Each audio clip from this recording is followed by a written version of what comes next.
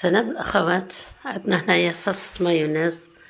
يعني سهلة، راح نحضروها في أسرع وقت ممكن. عندي هنايا حبة بيض، نحطها هنا في الطاس تاع ولا الباتور، اللي عندها الباتور تخلط عادي. نحط هنا حبة البيض. عندي هنا لي موطارد، راح ندير مغرف، يعني الموطارد هايل في المايونيز. راح ندير مغرف موطارد،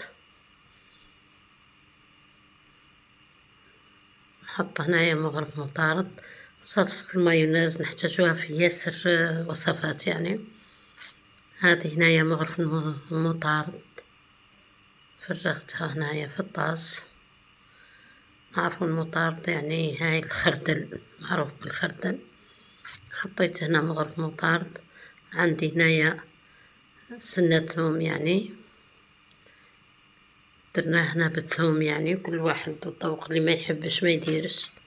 عندي هنا كاس زيت، هذا كاس زيت، فرغت الكاس تاع الزيت. هنا كاس القازوز هذاك اللي نشربو به، كاس. راح نحط هنا الخلاط. عندي هنا شوية ملح، نص مغرف ملح. نحط هنا الخلاط نتاعي، نحط الروبو تاعي، نخلط الخليط هذا. خلطته هنا شوية ساعة، مازال نعاود نواصل الخلط. عندي هنايا فرماج، علبة فرماج راح نضيفها، راح تزيد لنا الطعم وبنة. خلطته هنا، هذا هو الصلصة تاعنا تاع المايونيز.